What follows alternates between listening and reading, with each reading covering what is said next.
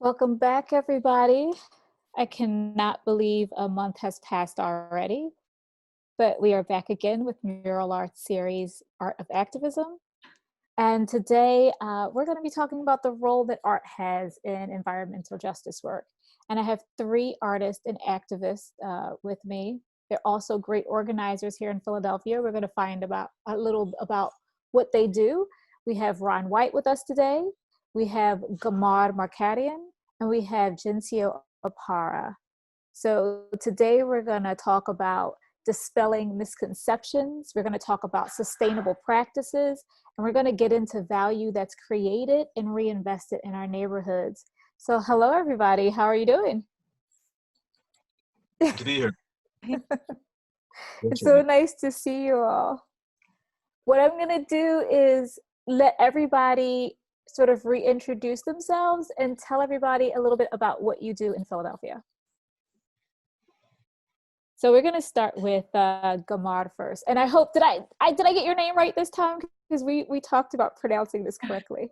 That's also, it doesn't bother me however it's pronounced. I want to get it right. Gamar. Yeah, you got it right. Okay. So what? It's funny because I actually live in New York, but I work in Philly, so I travel. But I haven't been able to travel during COVID, so I've been working remotely.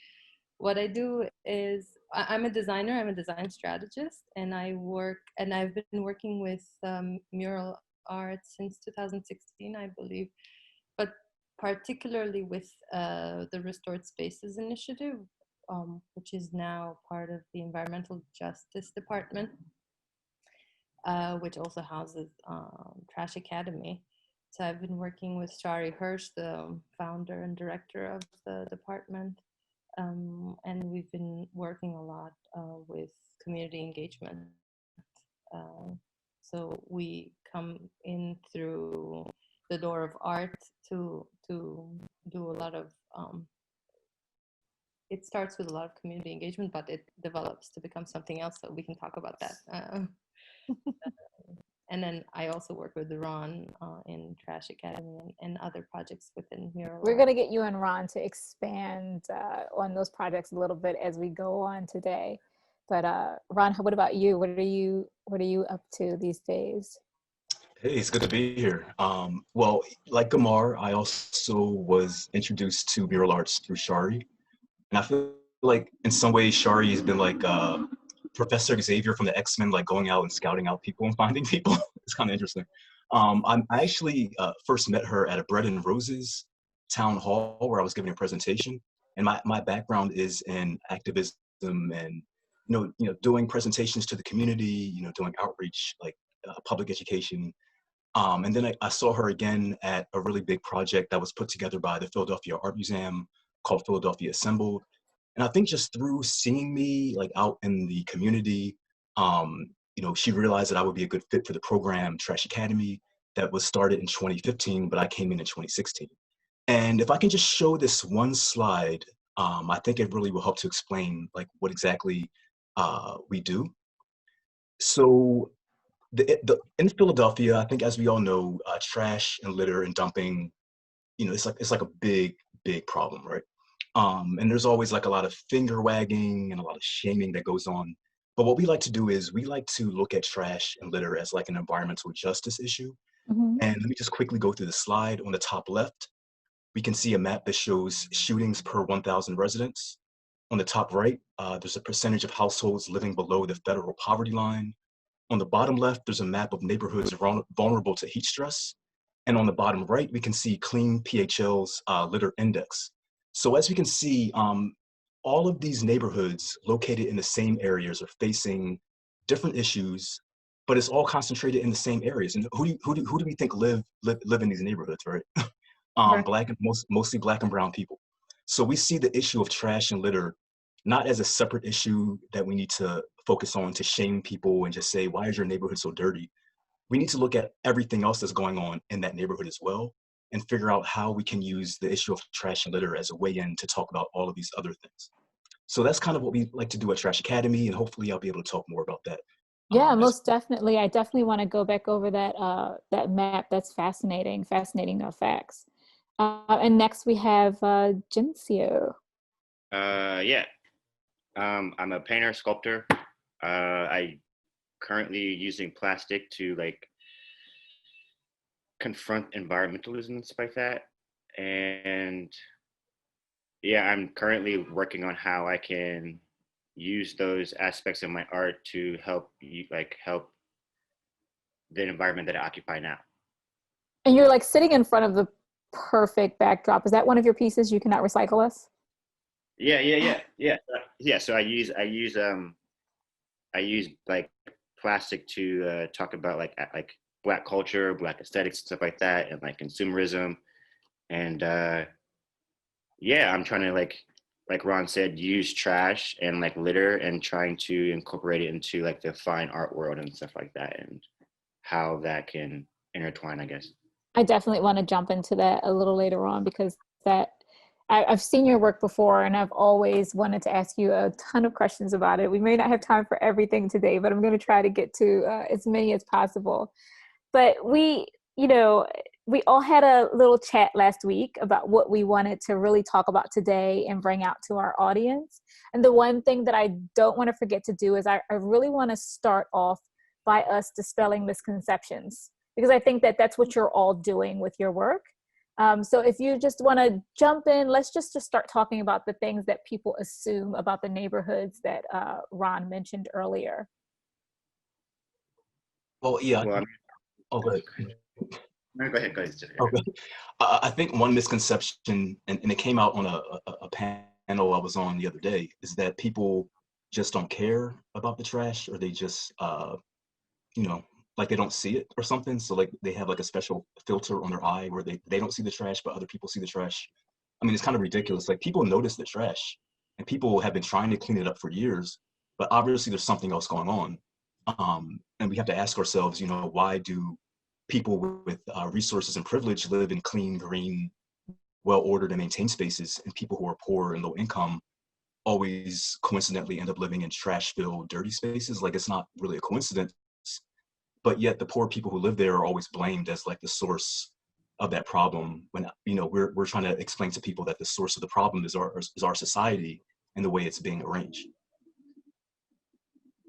Right, and maybe in response to that, like, a lot of design professionals go in with this expertise of knowing how to clean things up or how to make things better, but then obviously that ends up gentrifying these spaces, but at the same time they undermine the knowledges that they exist in neighborhoods like that, and very little effort is done to engage folks, not only to engage it, not like the top down way, but to really understand or give the resources and the opportunities for people to shape their own neighborhoods themselves, because they know best how they can transform these underserved neighborhoods. I don't know if that made sense, but Yeah, no, that does. I was just going to ask you to maybe just elaborate on what you mean about the undermining. In terms of knowledge, or yes. Yeah, for example, a lot of planners, which is really a problem that a lot of neighborhoods face. There are a lot of plans that are developed for neighborhoods, whether it's zoning or making neighborhoods better, obviously for the rich or for the newcomers. So what happens is that the plan is designed with no consideration of what's on the ground and who's on the ground, and then those plans are rarely shared with folks, or under the pretext of community engagement. What they do is they maybe do one meeting where practically nobody shows up, and they show the plan and be like, oh, okay, everybody agrees, let's move forward. Or they design and they vote for which one's the best design, but that is nothing close to what really needs to happen or what's needed on the ground. So there's no engagement that happens. That's what I was trying to say. So it's always top down, always the expert knows best, whatever the expert is, it's yeah, that's so interesting. And I want to start getting into that a little later after we start finish talking about some of the misconceptions, because you guys came up with some great ideas about how value can be created in the neighborhood and how we can reinvest that. So I definitely want to leave people with some of those tips today. But Ginssiyo, how about you? Yeah, no, I remember talking about this this solo show I had in Columbus, Ohio, and it was about, I was talking about the misconception of like Black people being like the least environmentally like conscious or friendly, when statistically it's the opposite. And I had this show like in a low income neighborhood, and one of my sculptures was I grew like watermelon, like sugar baby watermelons out of this 40 ounce like Coke 45 bottle, and they actually grew, which was kind of like this really weird conversation about like anything can grow anywhere it is, you know what I mean? Stuff like that. You just have to like teach it how to grow and stuff like that. You have to give it the possibility. And I had this, I created this like zine where it was talking about if we're like people in the low income neighborhoods could treat selling drugs like, or like treat like selling or like indoor gardening like selling drugs within the neighborhood. You know what I mean? Like if you teach someone how to like grow indoors, they're teaching someone else how to do it, and then like you're selling those vegetables in your community, and then like teaching someone else to like how to do that, and then like it's all just like staying in the community. Everyone knows how to like grow these vegetables, they're everyone's self-sustaining, and it's just like those are the things that like people in those neighborhoods are being like don't have access to. And it's just like these people aren't wanting to like not be environmentally conscious, you know what I mean? They're just not giving the resources to allow them to do that. So, and I think that's where the misconception comes from. It's just like, it's not, they don't want to, it's just like, how are you helping them like achieve that goal? Yeah.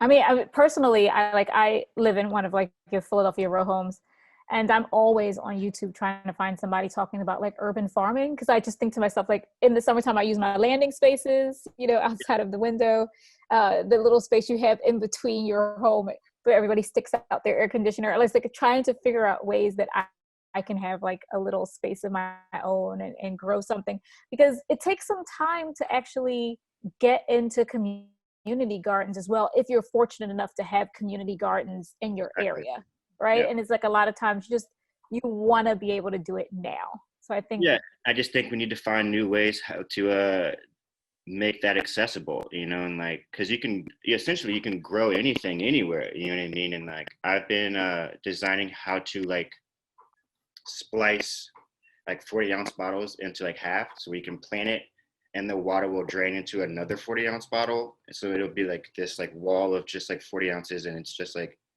the plants are, I don't know. It's a really weird design.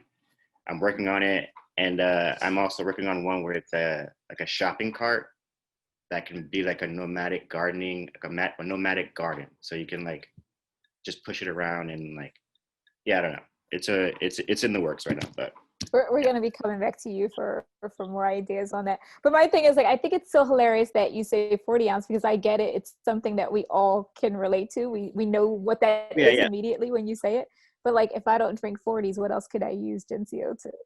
I mean, honestly, you could use like a 2-liter bottle. You know, people, that's something that a lot of people like use in America. It's it's like pretty much anything. Just like, I don't know. Yeah, you can. I feel like you can grow anything out of anything if you really want to. Right. So it's like, where do we go from here? So we're talking about things that common misconceptions, but do we, after we talk about that, do we now talk about how we can act sustainably in our neighborhoods? Am I missing a step? I don't throw it out to everybody. Okay, Like I was like, anybody can tell. I'm honestly like, you know, I'm still working on that. You know, I'm trying to figure that out myself. You know, this is all very new to me, and I'm also, you know, this isn't where I'm from. You know, so I'm kind of coming in and trying to do like give back to a place that, like, I mean, my dad's from here, which is a part of my history, but it's still just like I want to give something to a place that like I'm occupying. You know, like this space could have been someone else's, and I acknowledge that, and it's like up to me to like help the environment that I'm in. And like, that's all I really want to do. Well, it's good because, you know, Ron and Gamar have been here for a while and they're more established, but you're coming in with very fresh eyes. Yeah. So sometimes that's what you need. You know, you need someone who's coming in and goes, well, did we try this? And did we think of that? So I think you do have a lot to contribute to the conversation, you know, that's going on right now. And I love the fact that you guys are doing this through art, which is a medium that's, you know, near and dear to my heart. So maybe we can start talking about some of the ways that you're doing it, because I know when we first talked, I was so amazed that you guys were working in divisions of mural arts that I had no idea existed. So I'm feeling like I'm hoping I'm not the only one. So please, can you tell me about some of these departments and what they do? Sure. I think I can use my second slide to illustrate that. If we can bring that up, because, you know, I think, you know, obviously mural arts is known for the murals. I mean, it's mural arts, but what we do in Trash Academy, Restore Spaces, and now we're actually morphing into this Environmental Justice Institute. So what we do is we use socially engaged art as a way to approach the community in a way where we can have a conversation. And I'd like to show you this slide of how we approach the issue of plastic bags, because we were, you know, embarking on this plastic bag campaign in collaboration with other organizations. And I mean, that's how we work. We like to collaborate with other, you know, other people, other organizations, and we like to develop youth leadership and their community engagement skills. And, you know, here we go. Yeah, this is a good one, because I think this shows how we use art in a way to actually talk about these social issues. So actually, this plastic bag monster costume on the right-hand side, this was started in California. So this isn't like an original design, but people all over the country do this. In California, they started this because they were trying to ban plastic bags, and someone had the idea of creating a costume that illustrates how many plastic bags the average person uses each year, which is about 365, so basically one per day. And then on the left-hand side, we have our reusable bag hero, who represents, you know, the solution. And what our young people would do is they would go to public events wearing these costumes, and people will come up to them and start a conversation. We also develop skits around these costumes where they, you know, just have like a lot of fun with it. And it was really especially good for youth, for young people, for kids, but also for adults to see young people in our city getting involved, doing things through art in a different kind of way. And the plastic bag campaign was actually very successful. We were going to city council. We weren't able to lobby because, you know, we're a nonprofit, but we were able to do an education and awareness campaign. So we tapped into the ideas our young people had as far as like fashion. So we did a fashion shoot with all of their reusable bags, and we turned those into billboards, and those were like all over the city. And at the end of it, city council did pass a ban on plastic bags, which was unfortunately delayed because of the pandemic. But we do feel that our unique approach helped give a little extra something to the campaign. And we're not going to take credit for the campaign being successful, but we're going to say that without the art, without the creativity, it would have looked a lot different. It would have been a lot more flat and gray and maybe not as interesting. So the way I think we use art to address these social issues is how, you know, it gives it life, it gives it more meaning, it gives it more, just an extra oomph. I just like that word oomph, I don't know why. No, that's great, because I'm gonna be honest and say that, and I'm gonna keep saying this a lot because my disclaimer on not wanting to be the only one who feels this way is that I feel like I'm recycling when I get the plastic bags. I roll them up, I put them in the box, and then I use them for something else. And I'm like, I'm reusing it. It's like to put trash in, to wrap something that I give to someone else.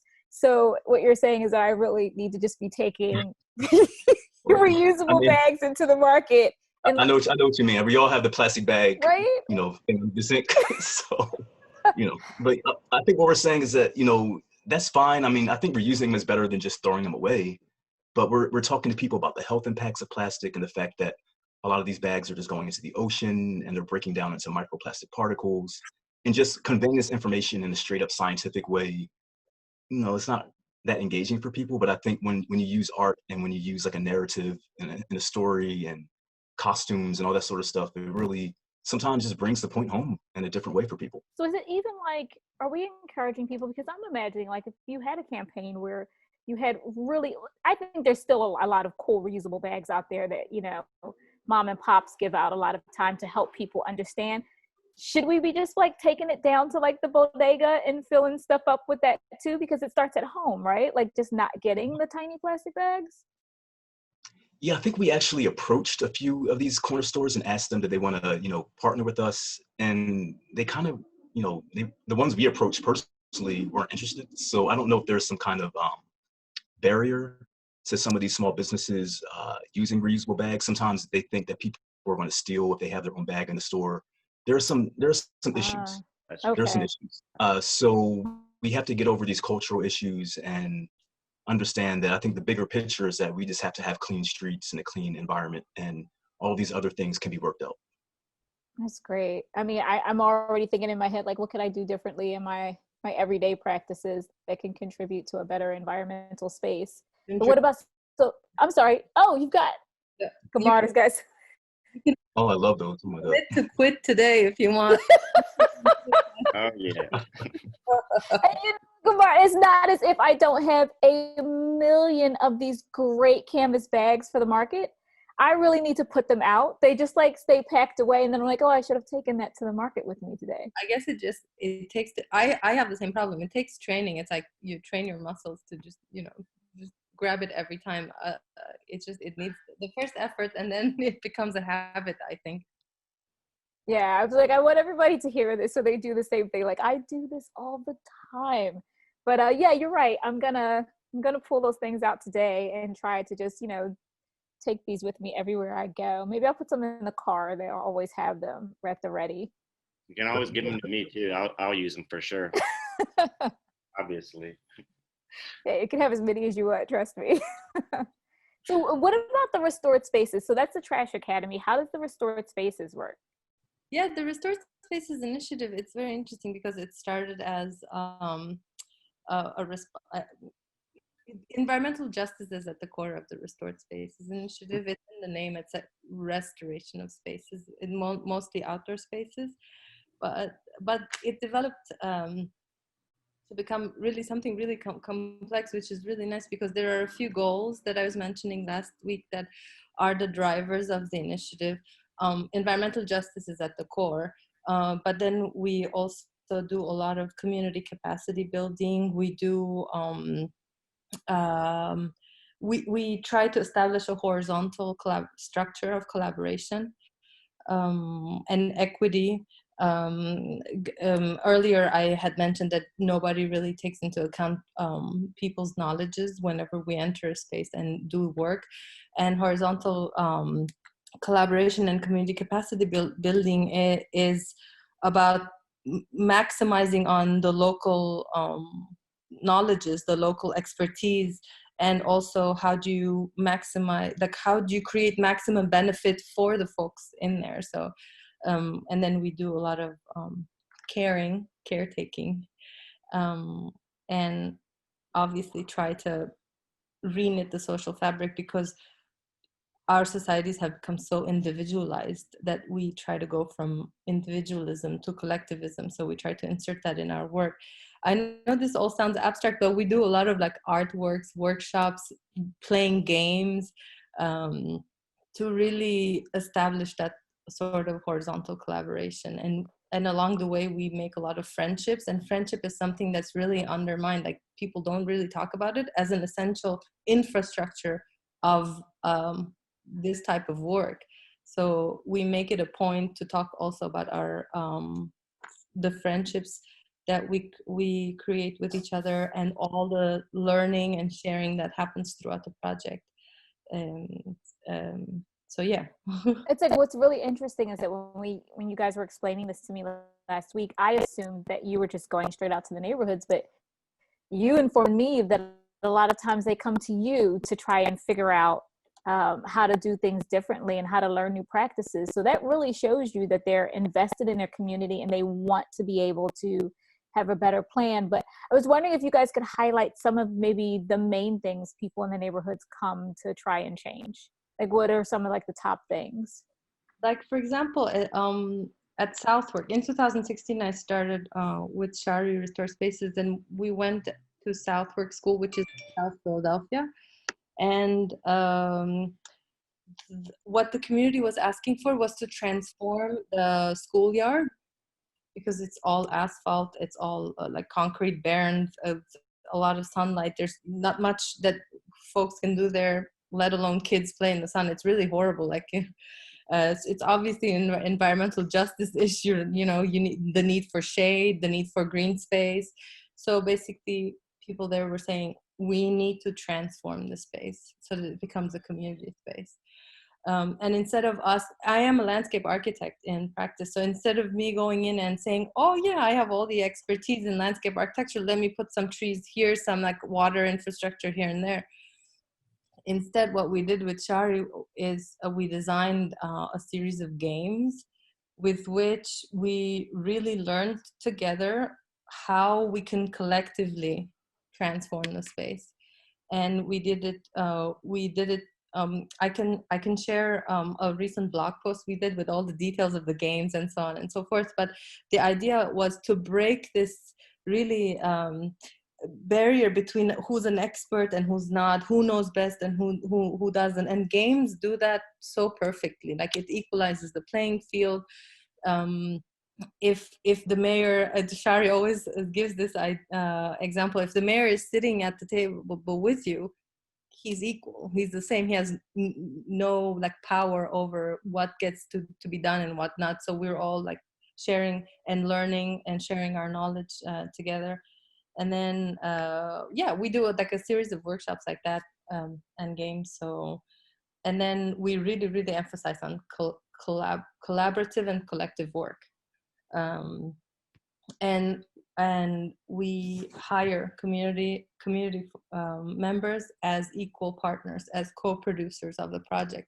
So, and they are community design leaders. They're the ones who lead the design in any capacity possible. And then it's all about exchanging. If I know something, I exchange it. I learn something from them. They learn something from us. It's really perfect in that sense. Yeah, I think a lot of times that, like we had discussed, like that's what stops us from being able to implement these things is because we're not sharing the knowledge.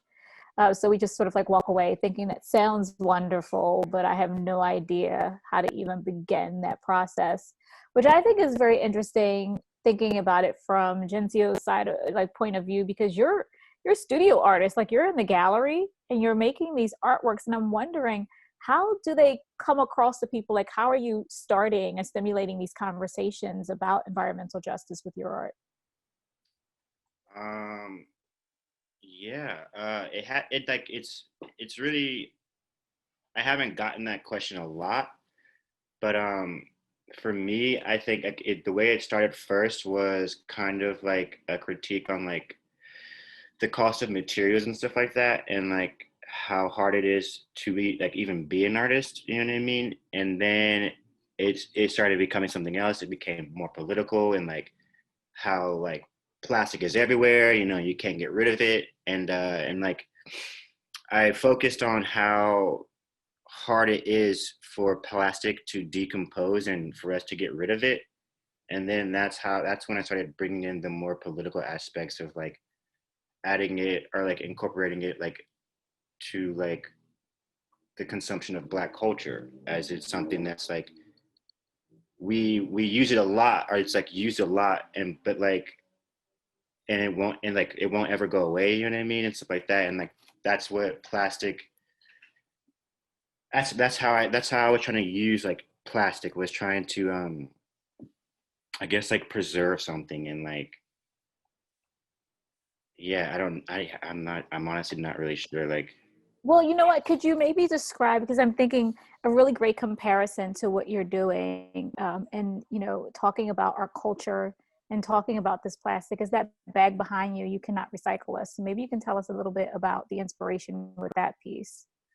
yeah, with that was yeah, that was mainly just the whole like, especially recently, like with the overconsumption of Black culture, like our music, our clothing styles, and like a bunch of other things. And then all these things happen, and then like people consider us like the angry Black person, or like, you know, like they're mad that we're rioting and destroying all these things that like essentially like we built and stuff like that.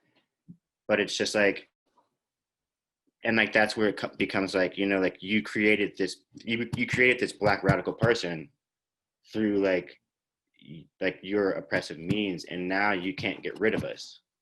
And that's where it came from, you know. And like it's just like you use us like so much in everyday lifestyles and stuff like that, and then like you want to treat us like trash, and like you want us to go away so you can have everything that you want from us without us being there. And then like that's kind of like where it came from, and just like the fact that like Blackness and Black culture will never go away, you know. It will exist long before humans are, you know, are gone and stuff like that. And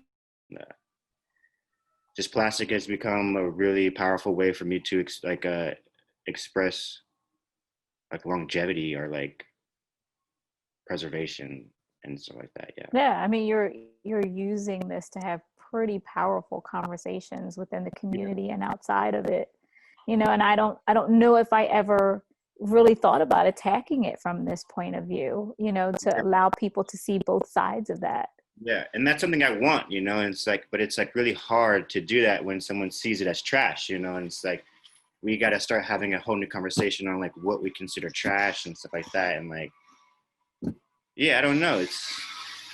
But what a great way to get people. Yes, please, Ron. Yeah, I do.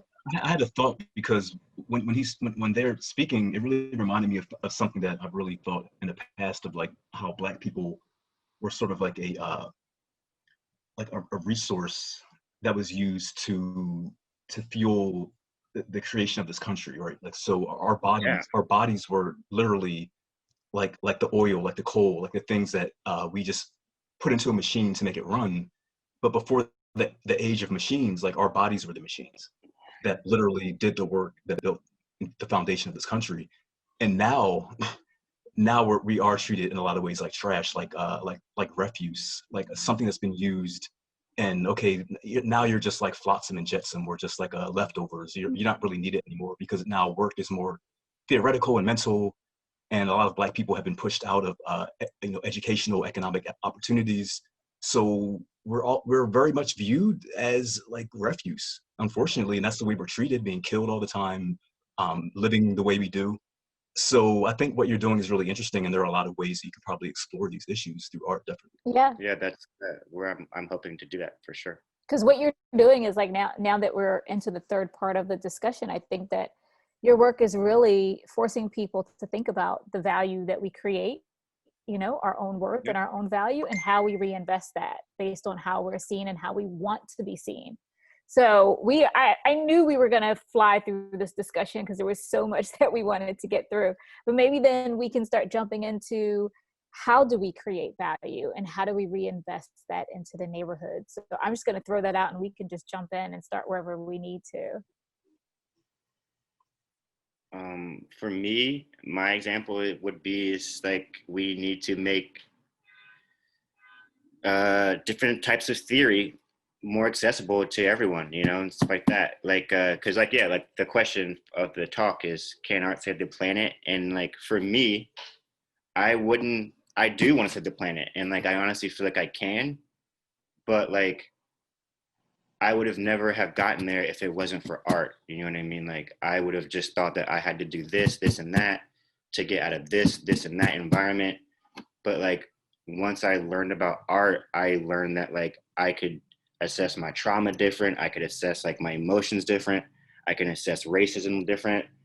I can do anything differently because I have this other way of thinking. And I think that helped me even have the idea that I could even like save the planet. You know what I mean? Let alone the planet doesn't need saving. It's the people who need, you know what I mean?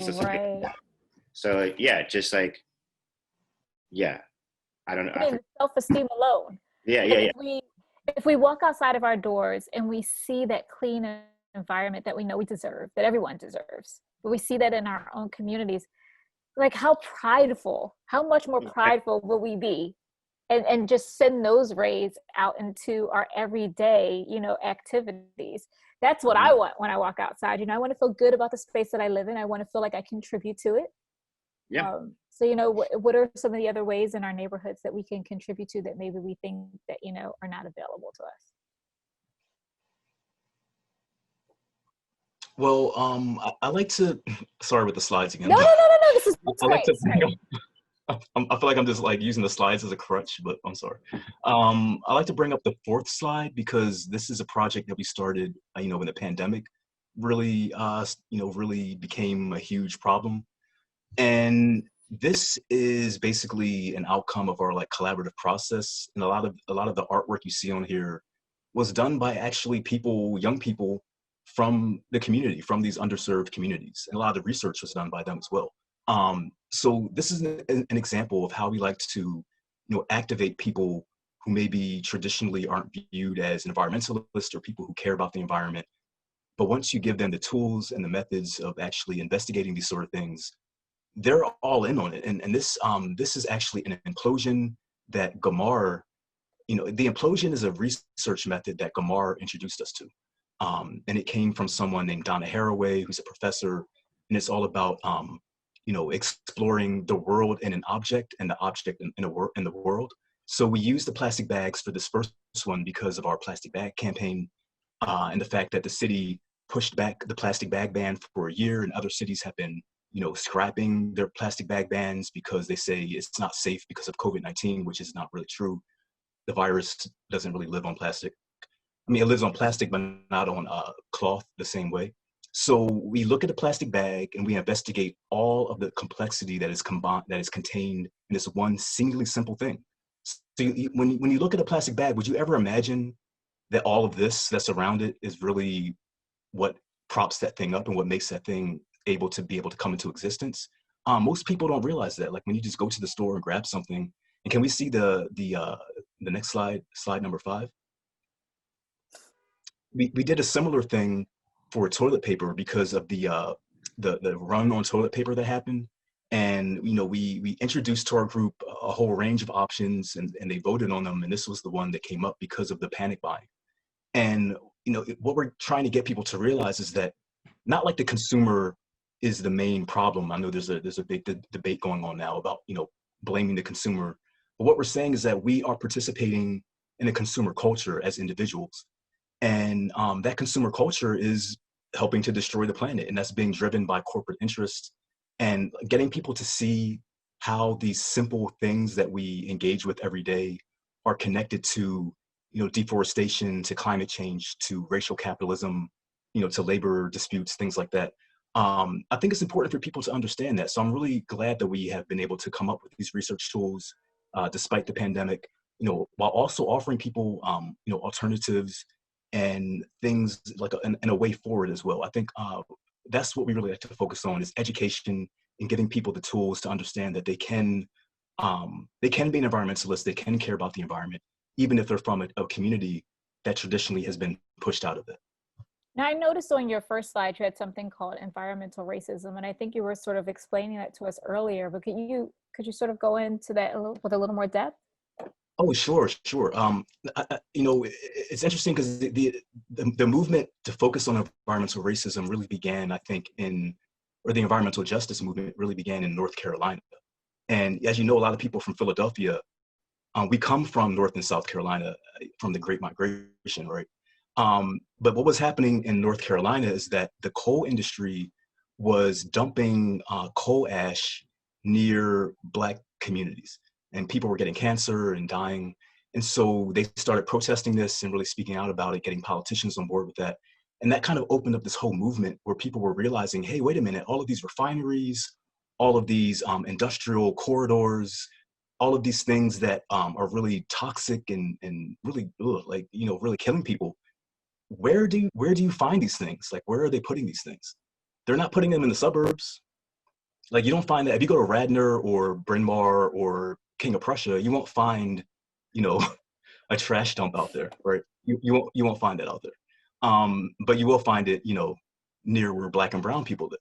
So this is what we're talking about with environmental racism, is that racism is not just being killed by the police or someone acting weird or shady towards you. It's actually the whole structure of our society is structured to actually put these things away from the privileged people and in the neighborhoods of people who are viewed as basically disposable. One thing I noticed in the neighborhoods is like, you ever, like your trash cans never seem to be emptied. And so even, do you know what I mean? Like, so even if people are trying to be very conscious about putting things in that park trash can or in that neighborhood trash can, it's now overflowing because it seems like no one is ever coming to pick the trash up. Is that like a real thing, or am I making that up? Like, I just feel like...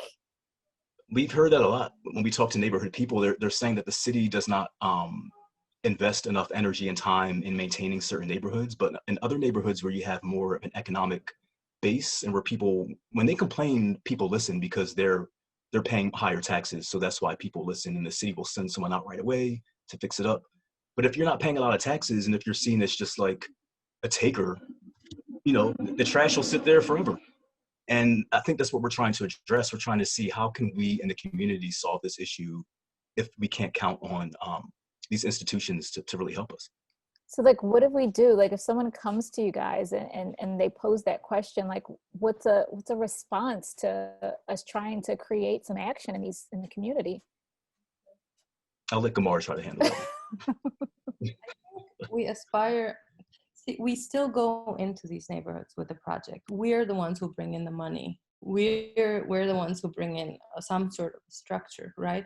I think the dream is for the community to hold that power, and we become their employees if they need us. I think that's what needs to happen, and it's all about what resources they can access. But it's so systemic. It starts with education. They need to have access to a lot of other things. These folks are not stupid. They're intelligent people. They know exactly what their neighborhoods need. But to Ron's point, when I was talking to one of the community members the other day, they said, you know what? We take our neighbors for granted. You know, this is what we were born into. We were growing up, and we were never given the chance to make the change. So to the best of our ability and within the circumstances right now, and we know we hold the power and the money, the best way we can do it is to equally share those resources amongst us all. When we go into a neighborhood, we become a collective and a collaborative team, and we try to equally share these resources. So whatever knowledge I have, I share. And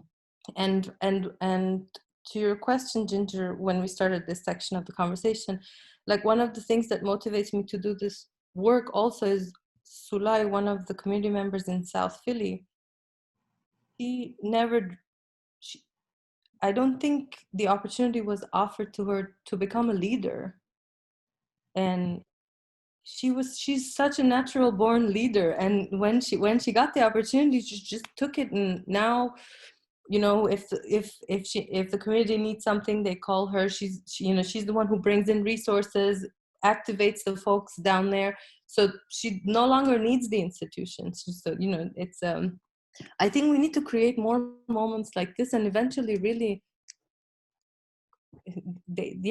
have the opportunity for them to hold the power. Otherwise we're going to repeat the same thing over and over and over again. Yeah, we're going to get into our Q&A very soon. So guys, if you have questions, please fill our box up and I'll try and get to as many as possible. But, you know, the one thing that I was thinking about as, you know, going over us having this conversation today was that Philadelphia has this beautiful community of immigrants. You know, and I think to myself, like, if you come from a place where you're forced to live a certain way, and then you come to America, are you so used to being treated a certain way you don't fight for the right to have cleaner spaces? Is that a misconception?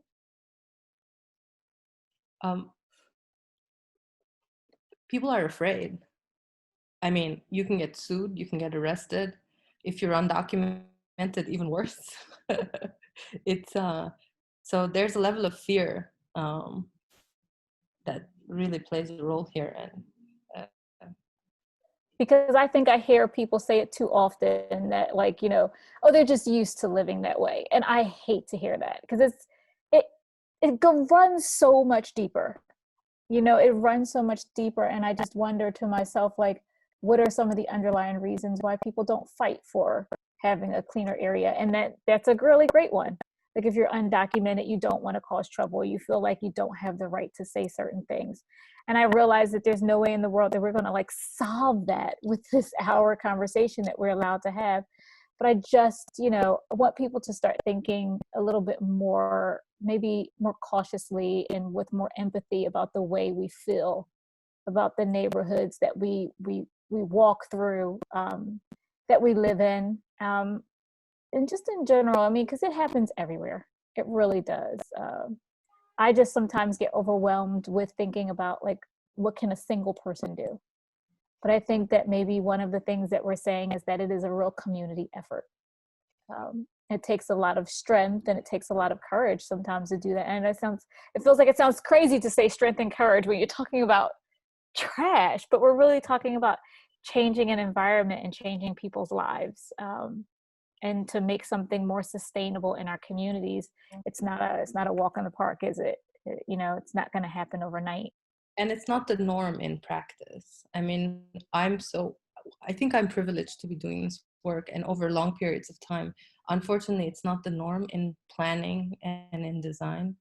And yeah, if we can push for Yeah, you know, and I get so used to saying that sometimes, like, it's always like that. But I never think about like, well, how could I change that? You know, okay, it's that corner, that park up, there's always trash there.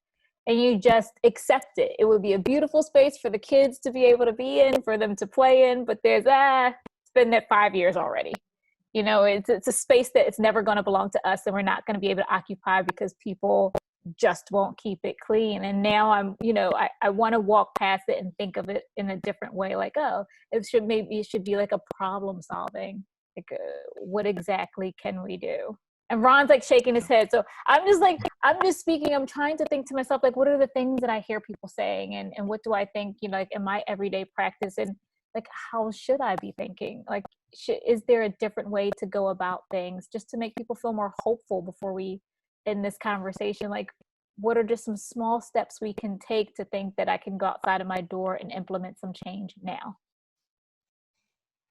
Well, I know my first project with Trash Academy was working in South Philly High School with this 9th grade class.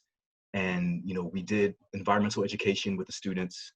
And we came up with this, it's called the Right to the Clean City poster, which is, you know, explaining to people in South Philadelphia how they can interact with the trash and litter system and the recycling system, because and we put it in 5 or 6 different languages, because I think people take for granted that, as you mentioned, you know, there's a lot of immigrants in certain neighborhoods in Philly, and not everyone speaks or reads English very well. But a lot of times the materials that people put out, they're all in English. That's a And I good think that's point. just I like never thought about that. Yeah. and I think it's like a basic thing of like thinking about other people's perspectives and understanding that not everyone is coming from the same perspective, and making space and caring enough to actually make sure that people can understand what's going on. I think that's a big first step. That's wonderful. Because I don't want people to feel like we're not getting to their questions, because they have a few for you guys. I'm gonna get to some of our Q&A questions. And if we have time after the Q&A, I'd love for you guys to speak more. But we'll get to our first one from Susanna. Are there any projects any of you have been involved in working with the homeless? She's from LA. So she's saying, here in LA, the homeless get shamed. The encampments are growing with COVID. And it just seems like there is no solution when it comes to being able to work with them. So I know that we have our own problem here in Philadelphia. So. Yeah, I've only done food, not bombs with homeless people here. I've never personally heard of any art projects, because it seems like what they need is just money and housing. So it seems kind of weird to trying to fit art into that, but I think maybe there could be a way to do that. But yeah, I don't want to go to a homeless encampment with like crayons and markers and like, hey everybody, let's like, it seems like a little weird, but I do want to, I mean, but there has to be a way of using art to engage with that issue, and maybe to educate people who aren't homeless about the importance of actually caring about homeless people. I don't know. No, but you know what, the one thing that I thought about working on a project was that a lot of times there are children in these encampments. So what would be the harm with crayons engaging games True. and teaching. I forgot about that. No, we forget. Like, that's what I'm saying. Like, there's so many things that we just don't think about. And I don't think about it until I maybe drive by and see a mother with her child. I just assume adults are homeless. And then it's heartbreaking when you think I adults was with thinking that too, yeah. families. Right, you know? Yeah. I think we just need to interact with them more, you know? Yeah. I would also go into the root causes of homelessness and really rethink the system, because I agree with Ron. I think the first thing you need is a roof over your head.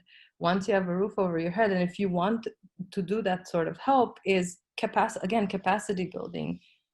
How do you train folks to get jobs, to sustain jobs, affordable housing? It's not enough to give a roof over your head. You have to be able to sustain that roof over your head. So I think there's a lot of we need to rethink shelter system. Homelessness is on a rise like never before. I think it needs we need to ask ourselves, like, what are the root causes, and change the causes, and not a topical solution for it. Yeah, and Susanna, we're going to try, if we have some time, to explain more about the implosion theory research methods, because she asked about that too. But I'm going to say that, if you can go to the Mural Arts website and look at a project called Color Me Back, and that's part of the Mural Arts Porch Light program, I think you'll find that, they're doing some very interesting work along with the homeless that, we find to be very helpful, and we're trying. It's a huge problem that's not going to be solved overnight, but I think every little bit counts. So if you're looking for what Mural Arts is trying to do there, that would be a great program for you to look up. Suze, oh no, go ahead, Gamar. I'm sorry. I'm sure they can contact me or Ron if they want to know more about the implosion. Also, I'd be more than happy to get on a call with somebody to talk about it. Oh, that's amazing. We also have Susan, who wants to talk about, the toilet paper. See, your slides were great, Ron. She says, what are the alternatives? I know alternatives to bags and wraps and paper towels, but to toilet paper, what do people in places, are you saying, Susan, without TP? Okay, so like, what are the alternatives to people without TP? So we found through our research that only about 30% of the world is regularly using toilet paper, and that's mostly the industrial capitalist countries. And so in many countries, they don't even use toilet paper, they use water. You know what I mean? Like, so we have a bidet that's kind of getting more popular because of the pandemic. We have toilet paper that's made out of recycled materials. I mean, I went camping and used leaves and pine cones. I mean, there's things you can use, but I think for us in the city, like as a practical matter, either recycled toilet paper or a bidet seems to be the main thing. So you're not contributing to deforestation, which is what's happening with companies like Charmin that are chopping down virgin forests that we need to sequester carbon and fight climate change. We can't be chopping down those forests just to wipe our butts. So we need to have alternatives, and we do have alternatives. We have recycled toilet paper, like I said, and bidets. I think that's a good place to start. That's great. We have another one where they're asking, what's the relationship between Gamar and Ron's work with Clean Water Action, and who funds your work? Clean Water Action. Oh, yeah, that's the group that we work with. That's one of our partners on the plastic bag campaign. I mean, we love Clean Water Action as one of our partners. I would say that they really helped us with the research aspect and actually getting out on the ground. They have like a whole team. I mean, they have a different nonprofit status. So they're able to actually lobby governments. As far as who funds our work, it's like a mix of private and public funding, I think. And maybe Gamar can say more about that. I mean, funding comes from very different sources. So it's like again, since I'm not an employee of the Mural Arts, it's a difficult question to answer.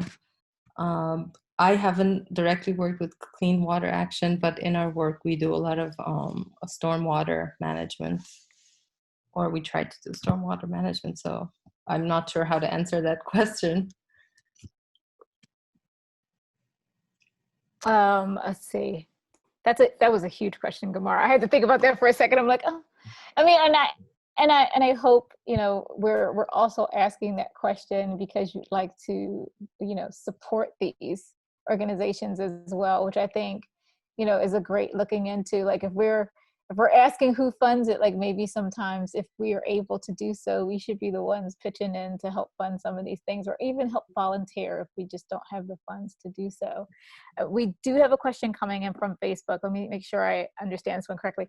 What are we doing to bring awareness to the community, specifically if they come from a place that immigrants are accustomed to living in? I think I understand that last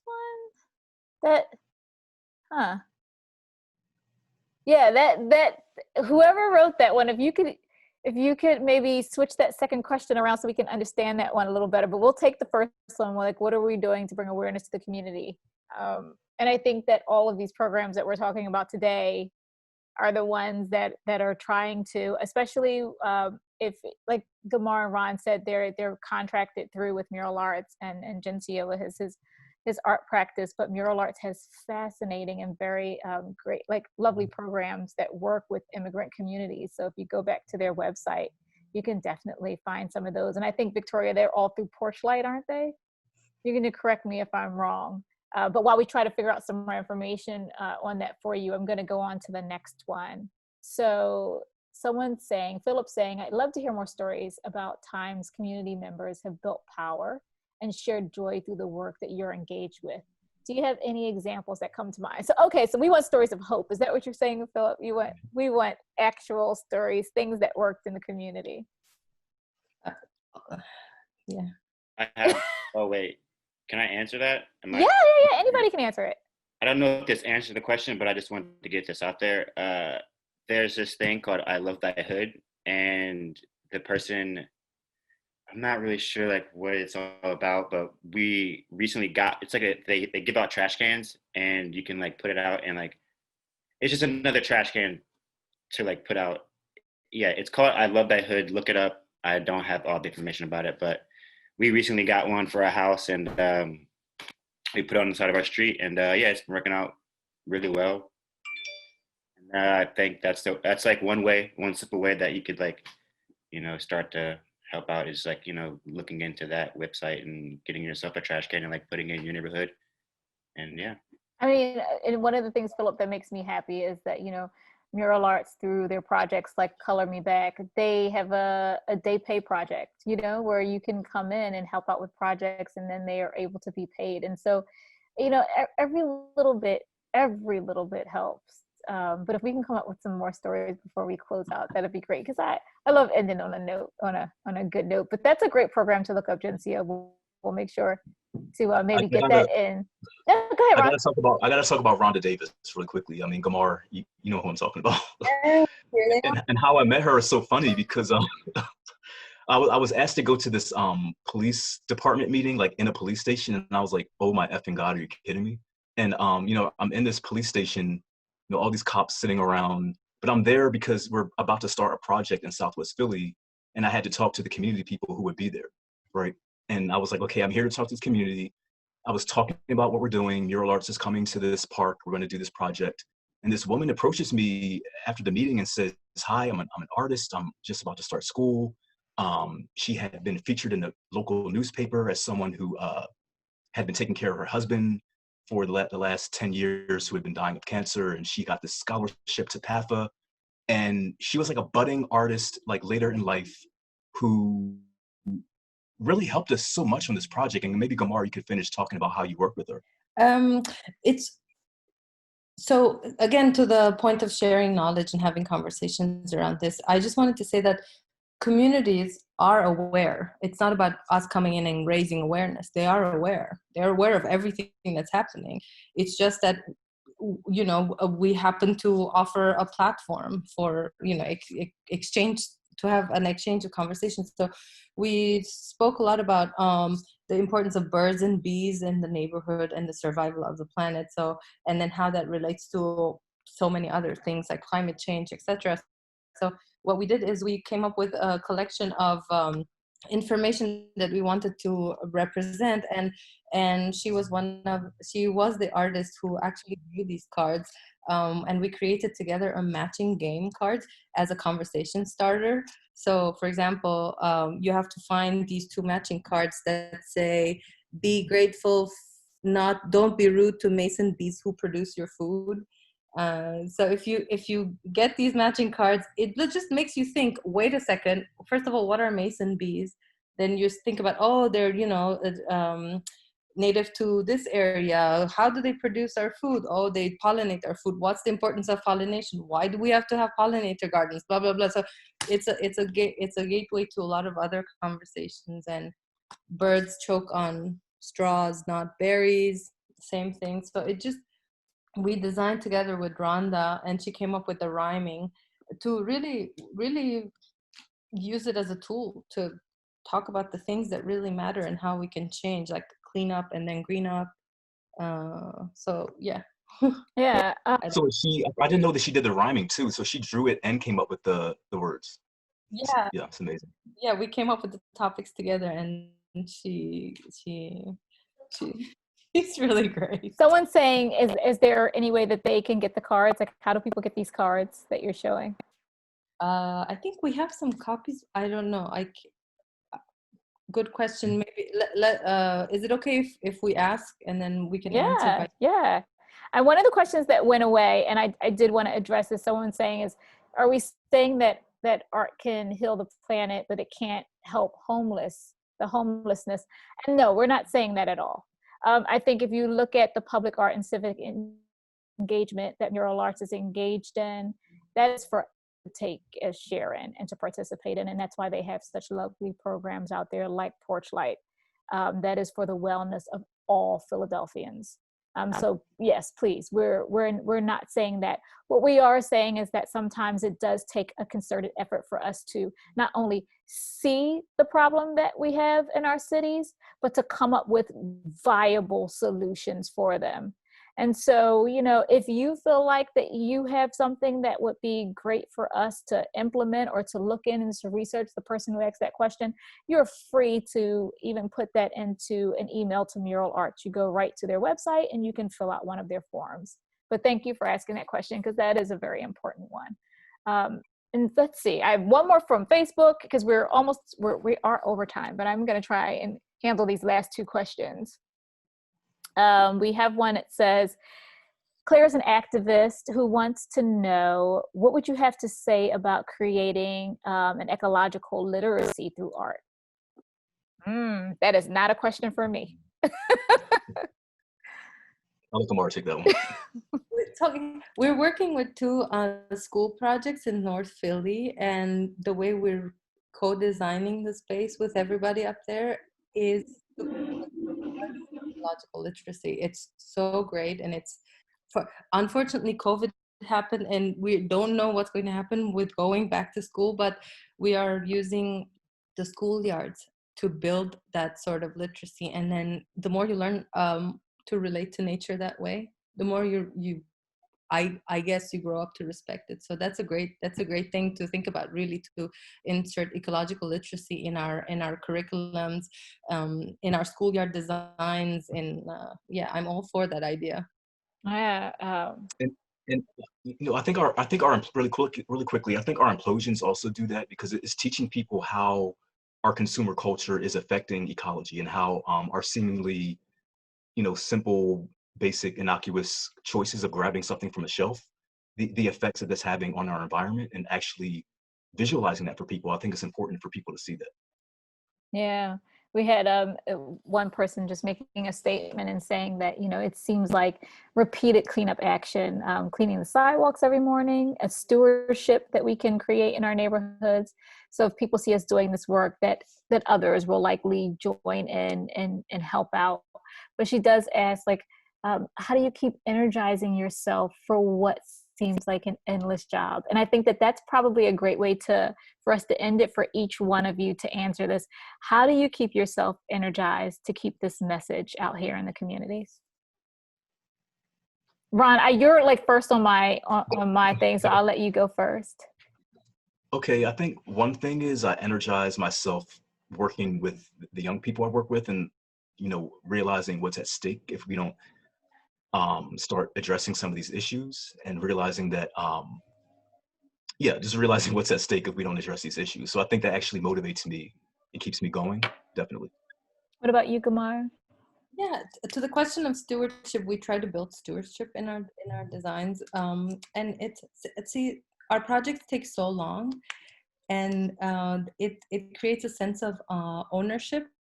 So communities who are invested in their spaces own those spaces. So for them, hopefully, it doesn't become a job to clean it up. And something I learned when I was writing my thesis in Ecuador, I learned about this thing called Minga. Minga is just a collective action of cleaning up once a month with the community, parents, and it's about, so it's not a duty, it is, they believe that that is their space, and the very way we clean our living rooms and our toilets, we have to clean the spaces that belong to us in terms of community. So that is why we also focus on community building, I think, because this is all these are interconnected, so it doesn't become a job, so it becomes something you really, really are invested in, you care for. And that is why we also really, I look into a lot of caring, caretaking, maintenance as a form of practice as well. And what about you, Ginssiyo? Because I imagine, we haven't had a lot of time to talk about how you keep yourself inspired in your studio to keep creating this art. Yeah, right now, the way for me to energize myself is how I can figure out a way to energize other people, and like that's what keeps me going. It's like, and that's where the community comes from, it's just like, if I can look outside of myself and figure out how I can help someone else, that will uplift me, you know what I mean, and stuff. And that's how I keep energized. And then like it has a snowball effect, and then yeah, you have the whole community and like everyone's out cleaning everything and like having fun together. And yeah, I think that's where it starts. It's just like looking outside of yourself and yeah, finding energy through that. So Yeah. what's your, Ginssiyo, what is your Instagram handle or your website? Because I think we'd all love to see some more of your work. My Instagram is Sick and Tired Black Artist, and my website is just my name. You should just be able to Google that, and then something will come up. Yeah, this way we can keep track of all of the new projects and the shows that you have coming up. Yeah, I got those. Those are coming. So yeah, stay tuned. So I'm just gonna end with just one more statement from Pat Brown, who's had some really good questions throughout our discussion. And she's just saying, or if it's he's just saying, I'm sorry. One of the concerns is that there appears to be a separation in considering the role of housing and considering the role of art.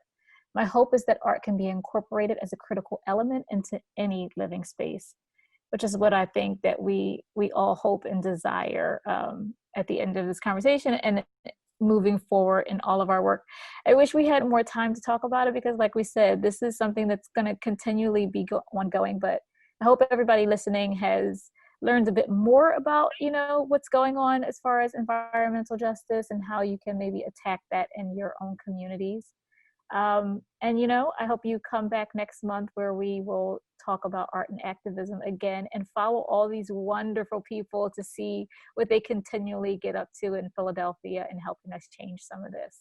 But thank you all for joining us. And thank you, the three of you, for being here with me as I, rattle on. Thank you for having me. Nice meeting you all. Victoria, where's our music?